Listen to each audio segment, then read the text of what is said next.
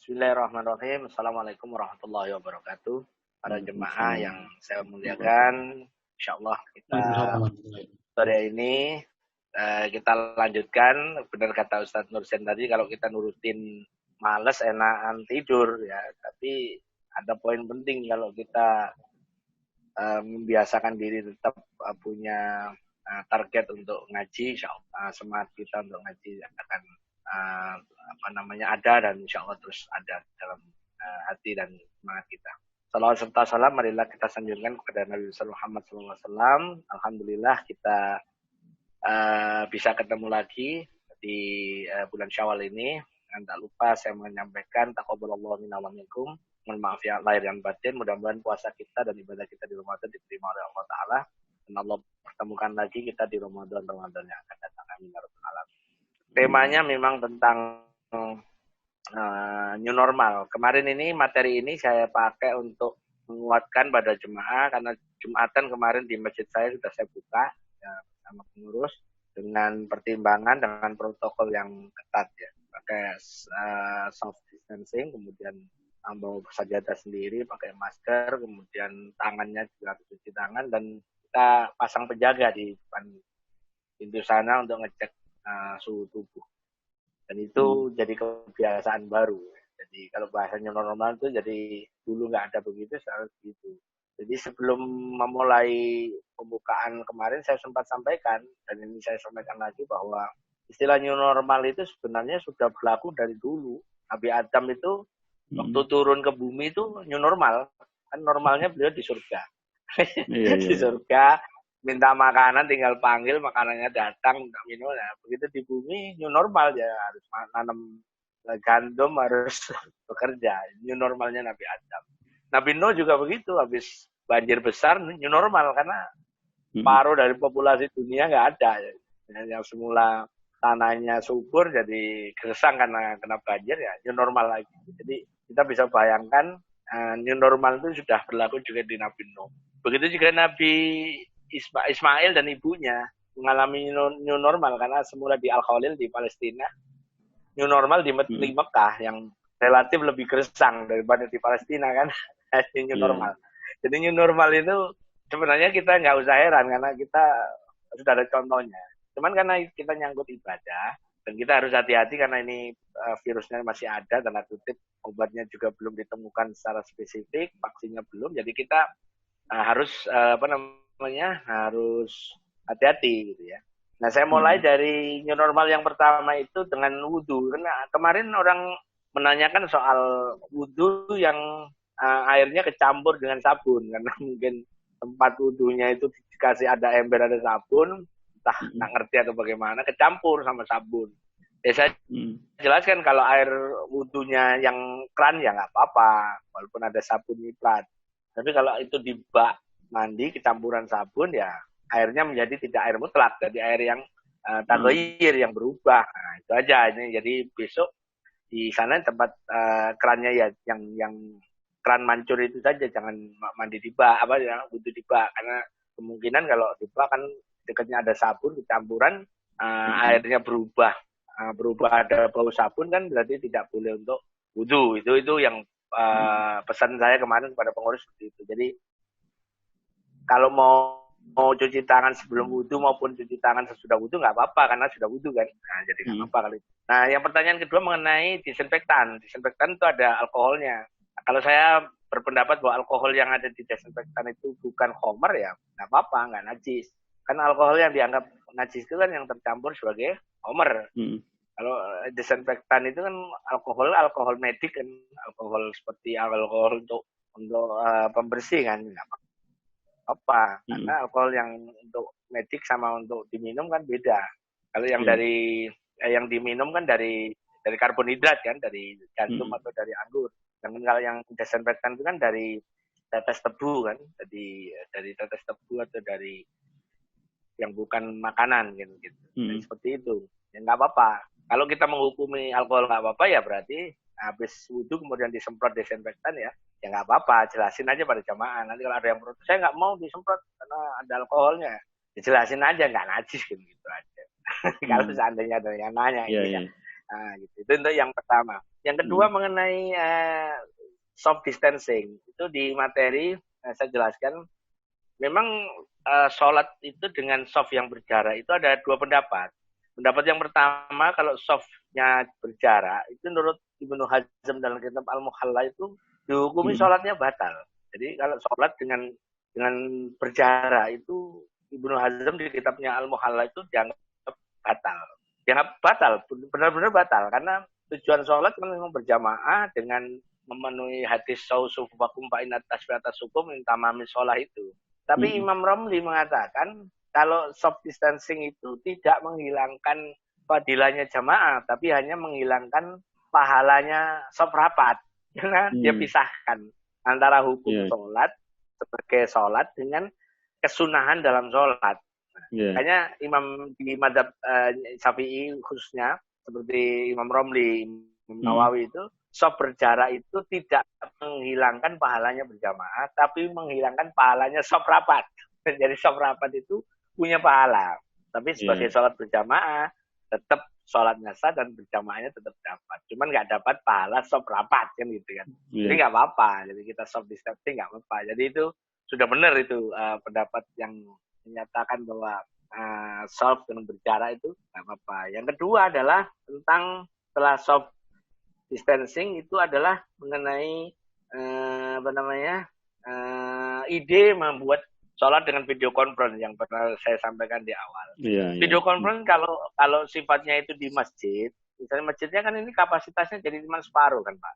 Kalau kemarin kita misalnya Al Modern Land itu bisa muat 500, sekarang kan hanya boleh diisi 250. Artinya kan gitu, karena berjarak kan. Nah, cuma meluber sampai ke depan itu boleh jadi kan nggak dengar suaranya imam, maka boleh dipakai pengeras. Kalau itu boleh, memang itu tujuannya. Kalau mau dipasang TV boleh, itu yang dimaksud dengan pakai video konferensi itu. Tapi kalau imamnya di rumahnya siapa, di rumahnya Pak Ustadz Nobri, kemudian orang sholat di rumah masing-masing, ya enggak berlaku. Tetap dihukumi sholat munfarid kalau itu. Nah, jadi seperti itu. Nah, yang jadi ide kemarin sempat di pembicaraan di MUI Tangsel itu dan juga dibahas di MUI Pusat mengenai sholat Jumat 2 shift. Kalau kapasitasnya itu berkurang, berarti masjid yang biasa nampung 11.000 kan hanya bisa nampung 500, yang 500 tidak tertampung, dibuatkan sholat Jumat lagi. Atau sholat 2 shift. Kalau menurut pendapat pun Hambali, sholat Jumat itu tidak ada 2 kali dalam satu tempat. Jadi kalau orang terlambat satu Jumatan, maka pengulangnya bukan sholat Jumat tapi sholat duhur. Ini pendapat yang pertama. Nah, yang pendapat kedua, menurut pendapatnya Imam Hanafi dan sebagian Syafi'i, boleh di 2 shift boleh, karena ada hajat, ada keperluan. Dan ini saya sudah pernah waktu saya sekolah di Australia dulu. Kalau Jumatan saya ambil shift kedua karena saya selesai pelajaran siang itu kan jam 1. Saya ke masjid di masjid dari tempat saya sekolah ke tempat masjid itu agak jauh. Jadi saya ambil shift kedua. Itu sudah sering saya lakukan dulu tahun 2000-an di Australia malah. Jadi kalau di Australia itu sholat Jumat rata-rata 2 shift. Nah, juga teman-teman saya yang sekolah di Jerman juga begitu. Jadi sebenarnya jadi pendapat Syafi'i itu lebih oke kalau dalam hal ini. Jadi sholat Jumat 2 shift. Nah, cuman yang jadi syarat seperti dalam pendapatnya Imam Syarqawi, saya belum masukkan di makalah, itu imamnya sama khotibnya harus berbeda, nggak boleh diborong, nggak boleh diborong. Jadi dengan mesti siapin imam sama khotib 2, kalau misalnya 2 shift. Jadinya shift pertama Pak Ustadz Nobri sama Mas Jalal gitu ya. Kemudian di shift kedua misalnya Pak Sulaiman atau Pak Ihsan jadi khotib, sama imamnya siapa gitu. Boleh, nggak apa-apa. Asal imamnya ganti. Karena kalau imamnya tetap, maka sholat yang kedua batal dia, si imam. Karena ini kan bukan sholat kodok. Nah, bukan sholat kodok. kalau bukan kodok, nggak boleh ngimami lagi. Berarti dia tidak memenuhi syarat untuk jadi imam 2 kali. Tapi kalau imamnya itu mengimami sholat kodok, boleh. Atau sebelumnya dia jadi makmum, terus jadi imam boleh. Misalnya waktu pertama dia jadi makmum, kemudian misalnya di rumah dia mau ngimami istrinya nggak apa-apa kalau itu. Tapi kalau di konteks sholat Jumat maupun sholat Idul Fitri, Idul Adha, imamnya harus berbeda. Itu aja sih catatannya. Jadi, kalau saran saya misalnya membuat 2 shift, 2 yang perlu digarisbawahi. Pertama, imamnya harus 2 sama khotib. Kalau imam sama khotib 1, jadi 1 kan berarti butuh 2. Imam sama khotib jadi 1 kan itu. Kemudian yang kedua, jadi cukup 2 orang.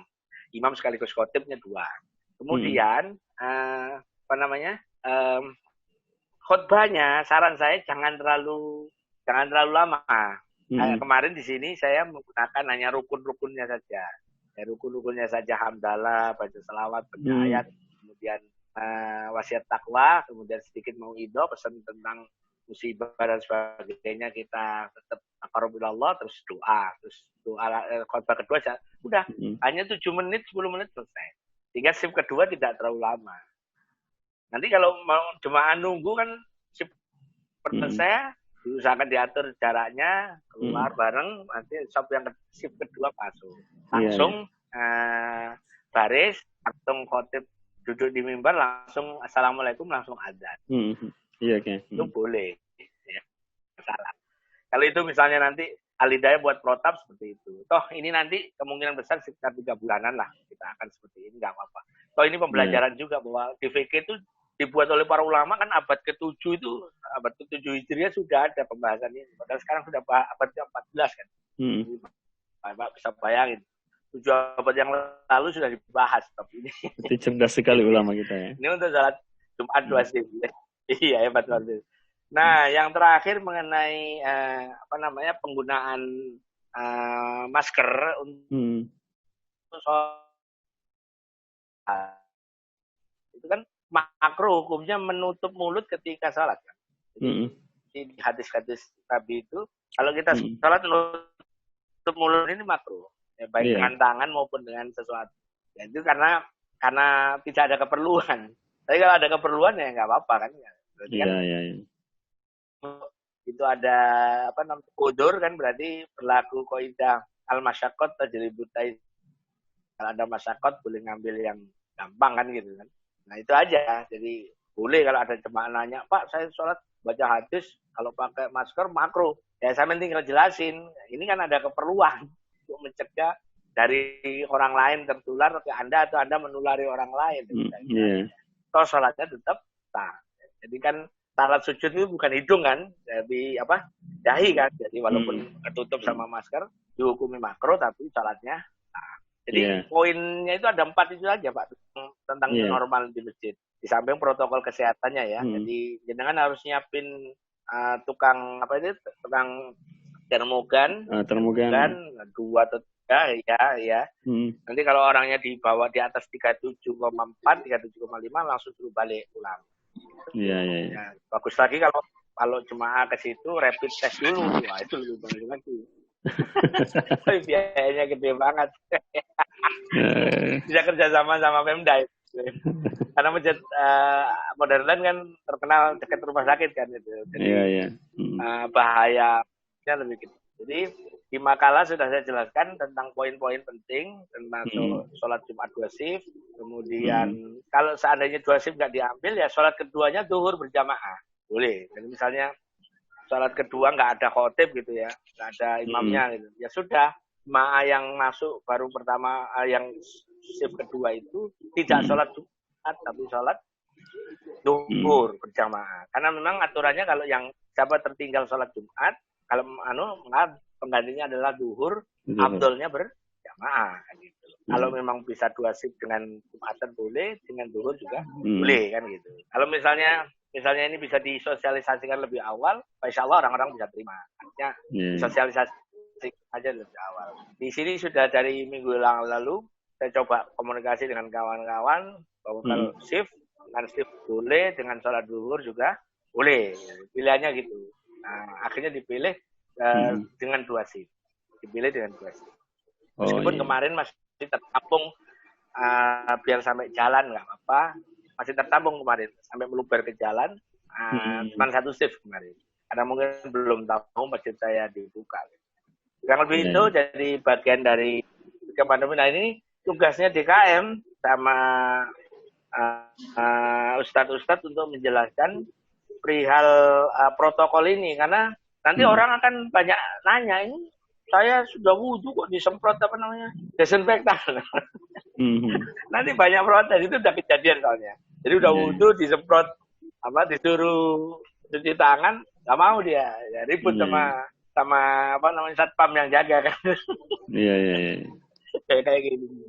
Jadi hal-hal yang sifatnya teknis kesehatan dibawa ke hukum fikih, tugasnya kita untuk jelasin bahwa ini boleh, ini nggak boleh, ini makruh, dan sholatnya sah kita jelasin. Insya Allah nanti dengan cara begitu kita akan new normal betulan akan menjadi paham. Oh, udah gini doang bedanya gitu. Terus bawa saja sendiri kayak masker, bawa saja sendiri, masjid tanpa karpet.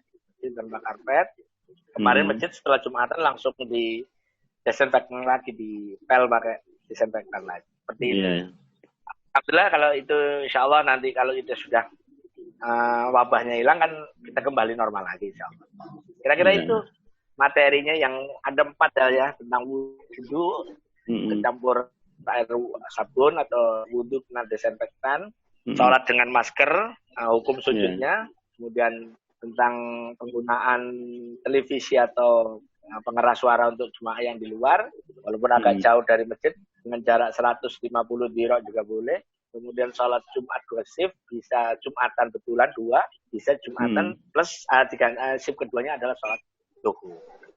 Saya kira itu yang poin pentingnya yang nyangkut masjid. Sedangkan kajian kalau seandainya diadakan tetap lebih gampang karena self distancing-nya kan bisa diatur. Kalau lebih itu Pak mungkin ada pertanyaan dari Pak Wirman, mungkin dari Pak Iksan, Pak Sid. Baik. Dr. Sulaiman, Pak Iksan, monggo. Baik, kita buka sesi pertanyaan, tapi sebelum kita buka, Kiai, ya jadi seperti yang Kiai sampaikan tadi, Mang, kebijakan-kebijakan baru di negeri kita nih sebenarnya dari dulu sudah dilaksanakan di beberapa baik itu sebelum abad sekarang modern ini, termasuk setelah abad modern ini, terutama di daerah-daerah yang minoritas Islam ya. Ya, cuman saya ketika di New Zealand tahun kemarin, Kiai, di situ yang sholat Jumat 2 shift itu khotibnya sama khotibnya 2 kali, imamnya memang beda, mereka bedakan di New Zealand. Ya, yang nggak boleh itu ngimami. Nah, imamnya kalau khotib boleh 2 kali, ya. Beda. Ya, imam nggak boleh 2 kali. Yang saya maksud tadi konteksnya imam, dia sebagai khotib. Ya, yang nggak boleh itu imam memang, nggak boleh ngimami 2 kali. Ya, artinya. Makanya guyonannya saya kalau di kawan-kawan sini, saya kan punya pengurus sama pendeta itu di RW. Saya bilang kenapa Ustadz itu nggak begitu kaya, pendeta kaya, karena kalau Ustadz itu kalau ada lebaran 2 kali hanya boleh ngimami sekali. Pendeta kan bisa berkali-kali. Di amplopnya cuma 1. Iya. Jadi yang nggak boleh memang imam 2 kali nggak boleh. Kalau khotbah 2 kali nggak apa-apa. Iya. Ya udah punya gambaran kan Pak Ustadz. Di New Zealand atau di Australia sama itu. Sama ya, satu adat istiadat ya.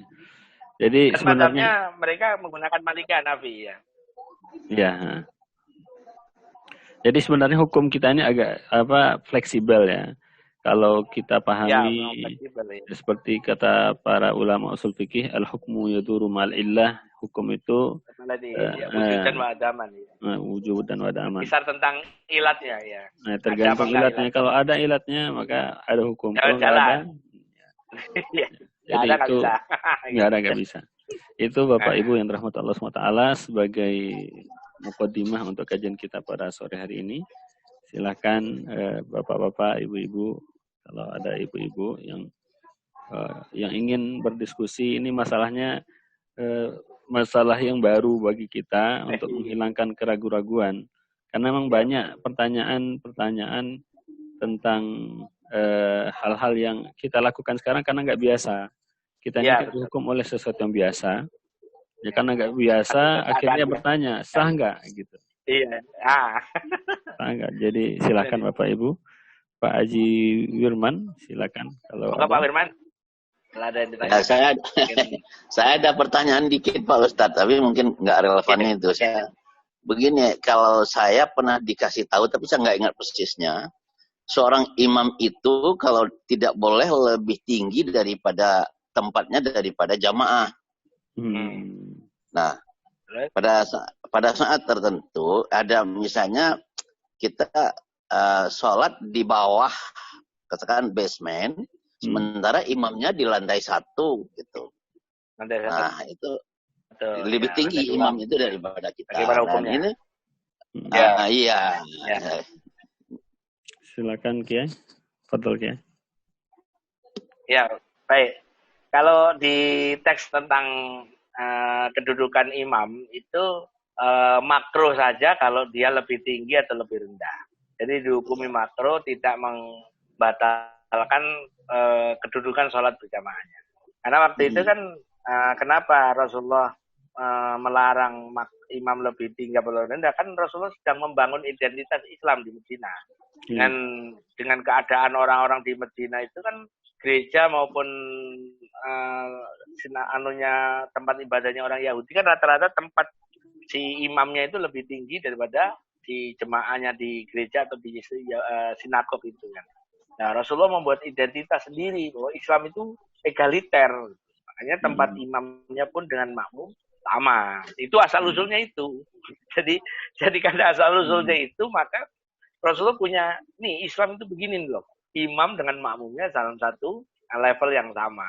Nah, kemudian kalau ada pertanyaan, bagaimana kalau lebih tinggi kasusnya karena dua lantai dan sebagainya? Ya dihukumi makro kan. Biasanya kalau hukum itu kalau tidak sesuai dengan hadis, cuma dua kemungkinannya. Dia haram atau makro. Nah, kebetulan di dalam bab ini, orang yang imami dengan posisi lebih tinggi atau lebih rendah, kalau di Syiah pasti lebih rendah. Kalau Bapak ke Teheran, itu imamnya pasti di celowokan di bawah. Kayak di kuburan gitu, kayak di dalam. Tempat imamnya kalau di Syiah, itu tempat imamannya di bawah, di celowokan di bawah. Kalau di Syiah. Nah, ini kalau Bapak iseng-iseng cari aja fotonya masjid imaman lebih rendah, itu juga makro. Kalau yang lebih tinggi juga banyak kan, seperti masjid saya ini kan di lantai 2 imamnya. Di masjid saya makmumnya ada 2 lantai, di lantai atas sama lantai bawah. Kalau di model Al Hidayah kan imamnya di bawah, makmumnya ada yang di atas. Nah, jadi ya secara sebagai kedudukan imam makruh, tapi secara sholat berjamaah tidak batal, artinya boleh gitu aja. Itu Pak Wimar. Ya tadi penjelasannya itu tadi. Ya dulu Rasulullah kan ketika di Medina harus punya identitas Islam itu begini loh. Egaliter. Gitu Pak Wirman. Ya, tetap boleh.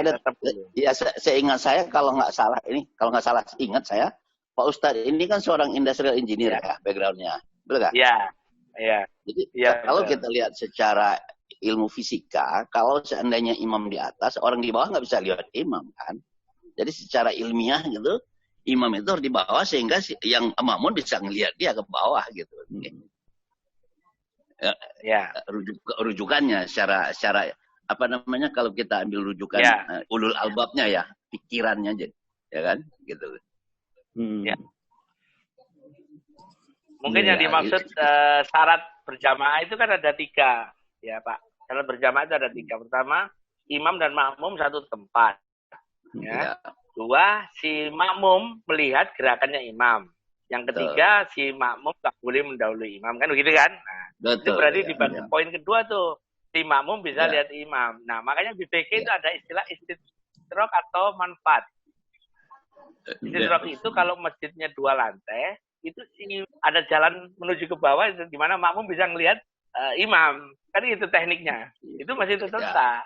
Kalau seandainya masjidnya itu dicor rapat pakai TV. Nah, istidroknya TV. Teknologi. Tetap sah juga. Memanfaatkan teknologi lah ya.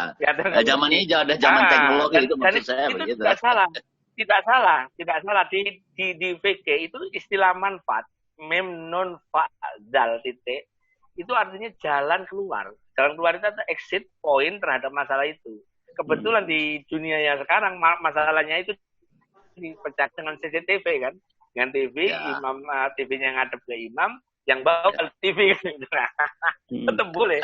Dan itu disetujui oleh ulama bahwa manfaat itu atau jalan keluar itu adalah syarat yang membolehkan orang sah tetap berjamaahnya. Jadi walaupun 4 atau 10 lantai ke atas, selama itu masjidnya sah, kemudian semuanya pakai TV di depannya sah. Termasuk Bapak kalau sholat di mall atau di lobinya hotel di Mekah kan sama itu.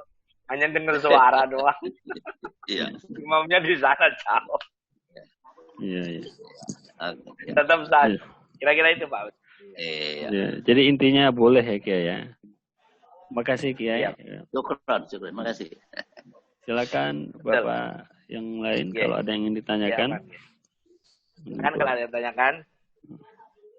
Bapak Iksan. Masjid modern itu ya Pak Iksan itu bisa jadi percontohan untuk pelaksanaan new normal kalau kita lihat. Karena memang dari posisi kan sangat strategis itu masjidnya. Jadi kalau itu di Al-Hidayah itu bagus dengan konsep protokol new normal, itu jadi contoh untuk masjid-masjid lain di situ. Karena tadi itu masjid itu kan jadi masjid Al-Hidayah itu jadi kiblatnya masjid-masjid di situ.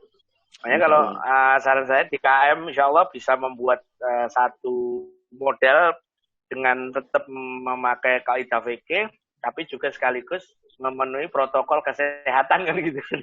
Iya. Kalau itu sudah ada bagus sekali. Aku lihat gambarnya ini yang di Pak Sis ini juga bagus ini ya. Ini sudah seperti itu distancing ini Jumatan kemarin ya. Iya betul ya. Jumatan kemarin. Oke, bagus. Ya itu sudah bagus. Ya ada seperti itu. Nah, cuman mungkin tinggal termogan saja yang diperbanyak. Iya, kita sudah pakai juga sih ya. Sudah pakai juga. Kurang. Berapa orang? Berapa yang nembak? Cukup dari setiap pintu itu ada. Ya? Setiap pintu ada. Oke. Setiap pintu. Jadi yang masuk ditembak dulu gitu. Nah, dan itu sudah bawa sajadah sendiri, sudah ditandain, udah bagus. Nah, luar biasa. Dan itu tinggal Pak Nur Zain panggil aja CNN atau apa untuk contoh aja, untuk bayar aja wartawannya untuk nyari itu untuk contoh nggak Mas? Kita lihat juga, iya itu bagus karena bagi saya kadang-kadang kita perlu membayar media untuk menyiarkan sesuatu kebaikan itu juga perlu apa-apa. Bukan niatnya kita riak bukan, tapi memberi contoh bahwa prosedur memenuhi kaidah fikih sekaligus kaidah protokol kesehatan itu bareng ketemu itu bisa ternyata. Iya. Insya Allah kayak ide yang bagus. Nanti ada Pak Siswoko di sini. Ya. Ada Pak Adi Sulaiman juga ya, ketua harian. Udah luar biasa nih Pak Sulaiman, luar biasa. Saya sebagai orang yang tahu ceritanya masjid ini sudah sangat bagus, bisa lihat gambarnya di Pak Siswoko itu. Tapi kapasitasnya memang berkurang, Pak ya. Iya. Karena parkiran dipindah juga. Separuh. Oh, jadi ke depan ya, nggih. Alhamdulillah. Parkiran nggak dipakai kemarin untuk mobil. Yeah. Jadi sementara satu shift masih tertangani ya, Pak ya? Satu shift masih tertangani. Masih. Karena sekarang juga di dekat situ sudah ada masjid juga yang beroperasi. Jadi sudah bisa dipecah. Yang situ tertampung. Ya. Alhamdulillah. Yeah. Ya itulah kalau kita sudah tahu, paham, nanti kalau ada jemaah ya kita tinggal jawab saja ini sholat seperti ini tetap sah, wudu pakai habis wudu kena desinfektan ya nggak najis, itu aja tinggal jawab gitu. Rukuk sujud pakai masker juga tetap sah, itu aja. Kan paling yang ditanyain itu. Iya. Tanyain itu. Silakan Pak Haji Orang Sulaiman. itu kan yang Pak Haji Sulaiman mau. Halo Pak, ini lama saya nggak ngobrol sama abah saya ini. Enggak Pak Sulaiman. Pak. Di klinik kayaknya ya. Sehat ke Pak Sulaiman? Sehat ke? Alhamdulillah. Alhamdulillah. Jadi kalau Masjid Nur Modern Land ini jadi percontohan memang sangat bagus karena memang pertama lokasinya strategis itu. Dekat rumah sakit. Dekat rumah sakit.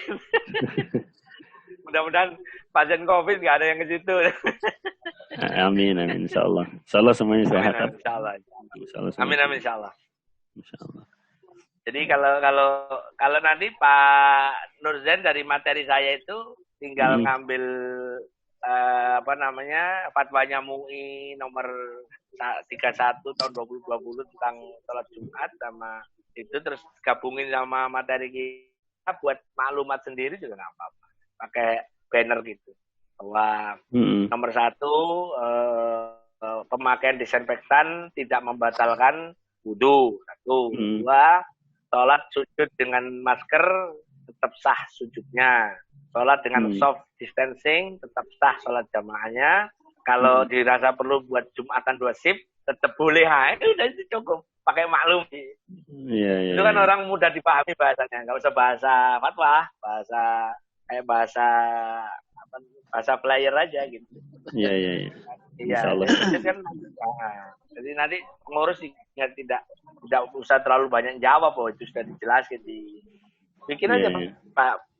Tadi poinnya yang seperti saya itu, insya Allah 1-2 kali udah paham, udah nggak ada pertanyaan. Alhamdulillah nih. Alhamdulillah ya, insya Allah.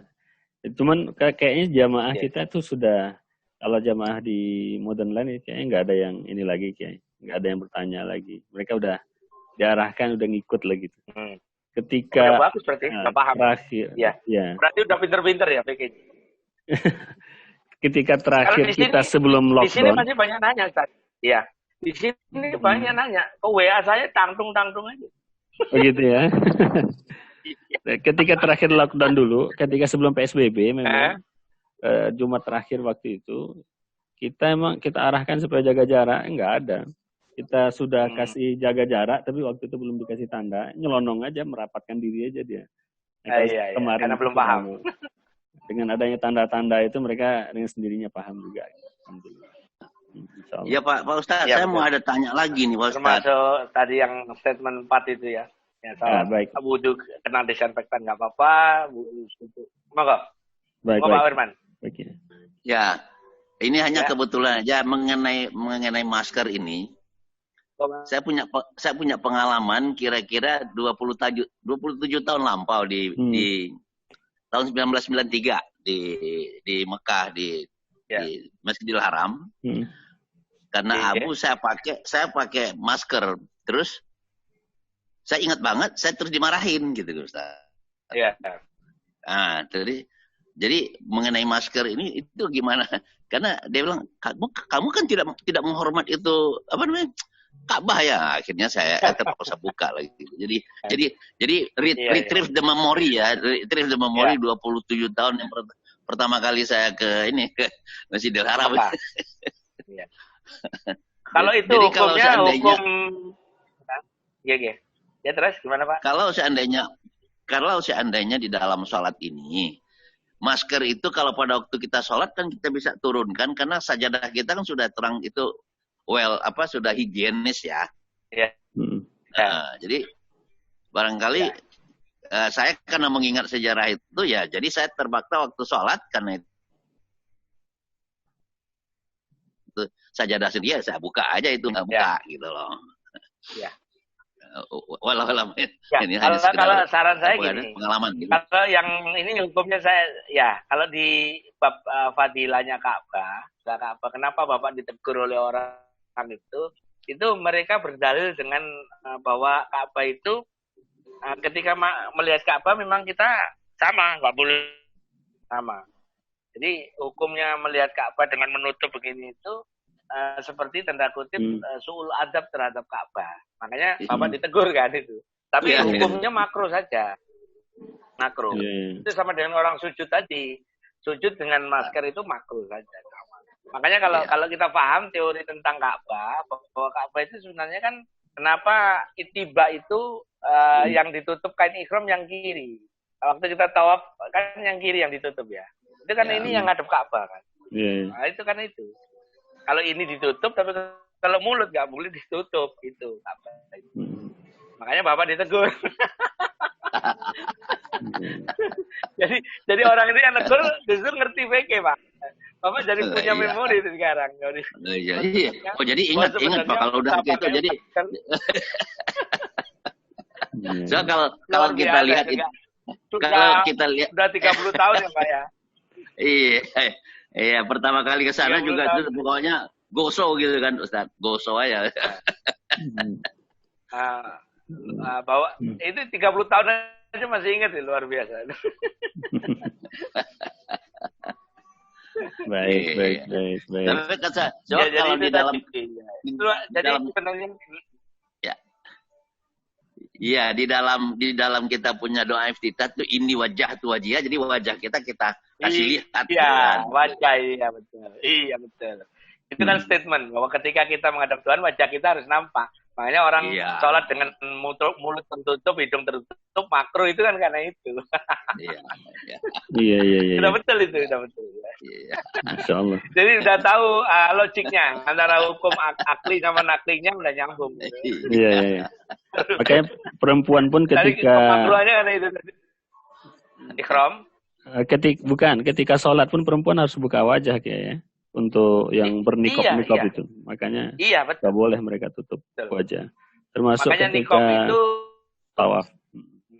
Ketika tawaf ya. Makanya nikop itu dianggap budaya Arab bukan budaya Islam itu kan karena tadi itu di ajaran Islam justru suruh buka muka,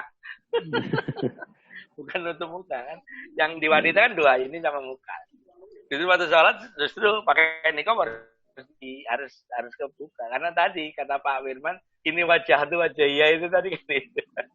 Wajahnya harus nampak di depan Tuhan, depan Allah. Luar biasa. Baik ya. Makasih banyak Pak Haji. Ada lagi dari yang lain Bapak Ibu? Kalau seandainya tidak ada, kita cukupkan kajian kita pada sore hari ini. Silakan Pak Ihsan. Enggak. Silakan. Ya. Jadi Pak Ustadz, kalau tadi yang sholat Jumat misalnya Pak Ustadz yang tadi 2 gelombang itu, ketika gelombang yang keduanya itu tidak memenuhi jumlah jamaah 40 orang, itu kira-kira 40. Gimana? Ya nggak boleh. Untuk sholat duhur biasa saja. Berarti artinya yang gelombang kedua hanya sholat duhur berjamaah. Diganti sholat duhur berjamaah boleh. Iya. Kan pilihannya 2 kan Pak Ihsan. Sholat Jumatnya 2 shift. Kalau yang sholat shift yang kedua tidak mencukupi syaratnya sholat Jumat, seperti misalnya imamnya nggak ada gitu ya, maka dan ganti atau nggak ada 40 orang, maka hanya diganti dengan sholat duhur berjamaah. Itu pun dijelaskan aja nanti di banner. Kondisinya shift kedua tidak memenuhi persyaratan sholat Jumat, maka sholat Jumatnya diganti dengan sholat duhur berjamaah. Itu sudah benar, nggak apa-apa. Dan tidak berdosa. Iya. Baik Pak Ihsan. Makasih Pak Ihsan. Jelas Pak Ihsan. Sudah clear banget. Jadi Pak Ihsan pertanyaannya bagus. Nanti kalau boleh jadi kan memang yang shift kedua itu memang lelet. Itu waktu Jumatan pertama antar aja. Rupanya temennya nggak banyak. Rumahnya cuma 20. Gitu Pak Ihsan ya. Jadi kadang-kadang tadi waktu jam 11 antar aja kan Masjid Al-Hidayah 2 shift. Ternyata pikirannya ketebak sama orang cuma hanya 20 ya sudah. Nanti masjid nyiapin imam saja karena sholat duhur nggak apa-apa. Dengan imam seadanya di situ nggak apa-apa. Dan tinggal digelar sholat duhur berjamaah saja. Udah clear itu nggak apa-apa. Jadi sudah sah secara syariat. Penggantinya Jumat adalah sholat duhur jamaah. Coba clear. Baik ya, terima kasih Bapak-bapak, Ibu-ibu yang hadir pada sore hari ini. Insya Allah kita bisa melaksanakan ibadah dengan tenang, dengan yakin, karena sesuai dengan tuntunan Rasulullah SAW, tuntunan para ulama, bukan karena hawa nafsu kita. Adalah sangat positif ketika kita memang bertanya untuk urusan agama kita. Karena memang Rasulullah mengatakan thalabul ilmi faridatun ala kulli muslim. Menuntut ilmu itu adalah fardu hukumnya atas setiap muslim. Dalam sebuah hadis juga Rasulullah mengatakan orang yang paling dibenci oleh Allah Subhanahu wa taala adalah seorang yang ilmu dia tentang dunia banyak dan luas, tapi dia tidak punya ilmu tentang masalah agama. Ini orang yang paling dibenci oleh Allah Subhanahu Wa Taala.